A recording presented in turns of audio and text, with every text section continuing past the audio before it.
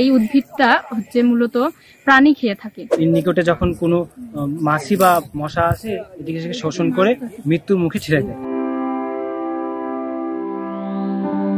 সূর্য শিশির হচ্ছে বিলুপ্তপ্রায় উদ্ভিদের মধ্যে একটি। সূর্য শিশির সম্পর্কে জানি যে বইয়ে পড়ছি যে হচ্ছে এটি পতঙ্গ খেকো। পুঁথিগত বিদ্যার বাহিরে আমরা মাঠ পর্যায়ে এসে পর্যবেক্ষণ করে দেখলাম যে আসলেই এটি পতঙ্গ খেতে সক্ষম। এটি মূলত এর নিকটে যখন কোনো মাছি বা মশা আসে এটিকে শোষণ করে মৃত্যুর মুখে ছেড়ে দেয়। বইয়ের পড়ার পাশাপাশি বাস্তব দেখার যে অভিজ্ঞতা আমাদের অ্যাচিভ করতে পারছি, এটি আমাদের সামনে আরো গুরুত্বপূর্ণ ভূমিকা পালন করবে। গাছটা হচ্ছে একটি রঙিন একটি পত্র বিশিষ্ট উদ্ভিদ। এর মূলত যে ব্যাসটা আছে 2 থেকে 3 মিলিমিটার বিশিষ্ট এবং একটা উজ্জ্বল বর্ণের। এর প্রধান কাজ হচ্ছে যে রঙিন বর্ণের হওয়ার কারণে যে সমস্ত পোকা ছোট আকৃতির আছে, মাছি, তারপর হচ্ছে মশা, তারা আকৃষ্ট হয় এবং এর যে রঙিন যে কাঁটাযুক্ত যে স্পোর আছে সেই স্পোরের আকৃষ্ট কারণে সেখানে আটকা ধারণ করে। আর মূলত এই গাছটা সচরাচর এখন বর্তমানে দেখা যায় না। আমরা জানতাম যে হচ্ছে প্রাণীরা উদ্ভিদের উপর নির্ভর করে বেঁচে থাকে, কিন্তু এই উদ্ভিদটা হচ্ছে মূলত প্রাণী খেয়ে থাকে। সালোক সংশ্লেষণ প্রক্রিয়ায় খাদ্য গ্রহণ করে, তারপরেও কিন্তু এটি ক্ষুদ্র ক্ষুদ্র প্রাণীও ভক্ষণ করে। ভক্ষণ করা বলতে এটি শোষণ প্রক্রিয়ায় পুষ্টি সংগ্রহ করে। খাদ্য শৃঙ্খল রক্ষার্থে আমাদের সব উদ্ভিদ প্রাণীকেই সংরক্ষণ করা দরকার। আমরা বেঁচে আছি উদ্ভিদের কারণেই। এখন এগুলো যদি বিলুপ্ত হয়ে যায় আমরা কিভাবে বাঁচবো? সচরাচর মানুষ তো অক্সিজেন নিয়েই বাঁচবে, আর অক্সিজেন তো উদ্ভিদ থেকেই পাওয়া যায়। সূর্য শিশির বা সানডিউস, এটি মূলত একবীজপত্রীর একটি উদ্ভিদের বৈজ্ঞানিক নাম হচ্ছে ড্রোসেরা বার্মানি।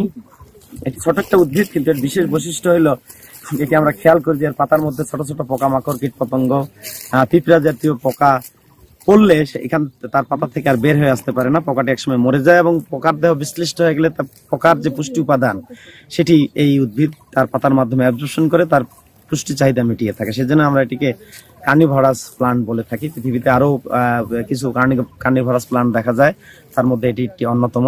এটি বাংলাদেশে খুব বেশি পরিমাণে না জন্মালেও উত্তরাঞ্চলে দিনাজপুর সহ পঞ্চগড়, ঠাকুরগাঁ, লালমনিরহাট এই সকল এলাকার বালুময় পাহাড় উঁচু জায়গাগুলিতে আমরা জন্মাতে দেখি। বিশেষ করে জানুয়ারি মাসের উপস্থিতি বা জন্মাতে এটি দেখা যায়। খুব অল্প সময় এটা টিকে থাকে।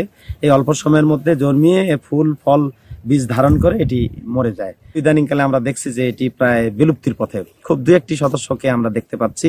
এই অবস্থা চলতে থাকলে হয়তো 2-4 বছর পরে হয়তো এটিকে আর হয়তো আমরা পাবো না, এমনটি আমি আশঙ্কা করছি। মানুষকে যদি পৃথিবীতে সুস্থ সুন্দরভাবে পরিবেশের ভারসাম্য বজায় রেখে যদি বেঁচে থাকতে হয়, তাহলে পৃথিবীর প্রত্যেকটা জীব প্রজাতিকে মানুষের কল্যাণের জন্য টিকে থাকা প্রয়োজন। যে এই গাছের পাতার সামনের অংশে বড় বড় হেয়ার থাকে এবং শীতকালে যেহেতু এটি জন্মায়, শীতকালে সকালবেলা যে শিশির পরে এর হেয়ার গুলিতে শিশির বিন্দু পড়া এবং গাছটা থেকে এক ধরনের আঠালো পদার্থ ক্ষরণ হয়। এই আঠালো পদার্থ এবং শিশির মিলে সকালবেলা যদি তাকাই আমরা এই গাছটার দিকে, সূর্য যখন উদিত হয় তখন ওই শিশির বিন্দুর উপরে পড়ার ফলে একটা গ্লিটারিংস, একটা উজ্জ্বলতা দেখা যায়। সেজন্য ওই শিশির বিন্দু থেকে নামকরণ করা হয়েছে সূর্য শিশির বা সানডিউস আর কি। আর এর বৈজ্ঞানিক নাম হচ্ছে ড্রোসেরা বার্মানি।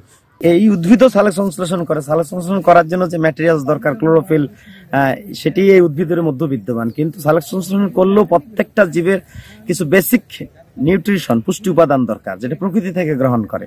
তো উদ্ভিদ মাটি থেকে তার মৌলিক পুষ্টি উপাদানগুলি মূলের সাহায্যে পরিশোষণ করে। কিন্তু এই উদ্ভিদটি দেখা যাচ্ছে যে তার কিছু পুষ্টি উপাদান, মৌলিক কিছু পুষ্টি উপাদান, পোকামাকড়ের যে দেহে যে পুষ্টি উপাদানগুলি থাকে সেগুলি তার পাতার মাধ্যমে অ্যাবজর্পশন প্রক্রিয়া গ্রহণ করে।